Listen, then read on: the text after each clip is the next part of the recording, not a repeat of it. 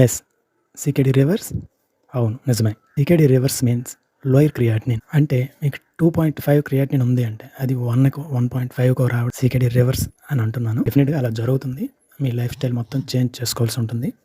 As a CKD పేషెంట్గా నేను చెప్తున్నది 100% నిజం. ఫర్దర్ వీడియోస్లో నా అనుభవాలన్నీ మీతో షేర్ చేసుకుంటాను.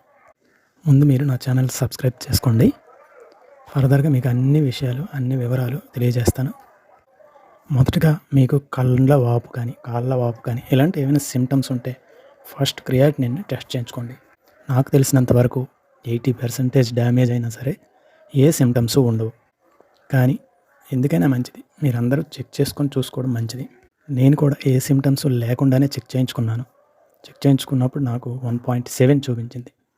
వెంటనే అబ్డామెన్ చేయించాను. దాంట్లో క్రానిక్ కిడ్నీ డిసీజ్ అని తేలింది. నేను వెంటనే చాలా భయపడిపోయాను. 1 వీక్ వరకు ఏడ్చుకునేవాడిని. బాడీలో మెయిన్ ఆర్గాన్కి ఇలాంటి పరిస్థితి వచ్చింది ఏంటా అని బాధపడేవాడిని. నాకు ఏ అలవాట్లు లేవు. నాన్ వెజ్ మాత్రం తింటాను, అది కూడా వీక్లీ వన్స్. కానీ ఈ పరిస్థితి మరి జన్యుపరంగా వచ్చిందా లేకపోతే ఏమిటా అనేది నాకు తెలియదు. అయితే వెంటనే నా లైఫ్ స్టైల్ అంటే ఈటింగ్ విషయంలో మొత్తం చేంజ్ చేసేసాను. నాది 20 డేస్లో 1.4కి వచ్చేసింది. మళ్ళీ మరో 1 వీక్ తర్వాత చేయించాను, 1.1కి వచ్చింది. అంటే అప్పుడు అనుకున్నాను బాడీలో ఉన్న వేస్ట్ని తొలగించడం సులువే అని. కానీ ఇక్కడే మొదలవుతుంది మన జీవితం.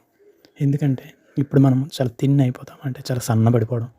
ఎందుకంటే ఎక్కువ ప్రోటీన్ తీసుకోకూడదు, ఎక్కువ పొటాషియం తీసుకోకూడదు, ఎక్కువ కాల్షియం తీసుకోకూడదు, ఎక్కువ ఫాస్ఫరస్ తీసుకోకూడదు. ఈ విటమిన్స్ మినరల్స్ బ్యాలెన్స్ ఎలా చేయాలి ఇవన్నీ మనకి ఇప్పుడు పెద్ద సమస్య. ఈ సమస్యను అధిగమిస్తూ మనం ఈ లైఫ్ని లీడ్ చేయాల్సి ఉంటుంది. హిమోగ్లోబిన్ పడిపోకుండా చూసుకోవడం ఒకవైపు మనకి ఒక పెద్ద పరీక్ష లాంటిది. కానీ అంత వేగంగా నాది క్రియాటినిన్ లెవెల్స్ తగ్గిపోవడం ఎవరూ నమ్మరు. డాక్టర్స్ కూడా ఆశ్చర్యపోయారు. అసలు డాక్టర్స్ని చూస్తే అస్సలు నమ్మడానికే లేదు. వాళ్ళు ఏం తినకూడదో ఏం తినాలో కూడా చెప్పరు. ఓన్లీ సాల్ట్ మానేయండి అంటారు అంతే. ఇంకా మసాలాలు తీసుకోవద్దు అంటారు. కానీ ఈ పొటాషియం ఫాస్ఫరస్ కాల్షియం వీటిని ఎలా తీసుకోవాలో ఎంత తీసుకోవాలో కూడా తెలియచేయరు. అందువల్లనే చాలామంది డయాలసిస్ వరకు వెళ్ళాల్సి వస్తుంది. అల్లోపతి డాక్టర్స్ చాలా ఈజీగా చెప్పేస్తారు, ఏం లేదు పర్వాలేదు తగ్గిపోతుంది అని. ఆయుర్వేదిక్ వాళ్ళు అంటే ఏదో పునర్నవ ఇలాంటివి ఇచ్చి ఏదో అది మానేయండి ఇది మానేయండి అని చెప్తారు. కానీ ఇవన్నీ చేయాలి అంటే మన సెల్ఫ్ డిసిప్లిన్ ఉంటేనే సాధ్యమవుతుంది. ఎలా చేయాలి ఏం చేస్తే క్రియాటినిన్ లో లెవెల్కి వస్తుంది ఇవన్నీ మీకు తరువాత వీడియోలో తెలియజేస్తాను. Thank you for watching. By by.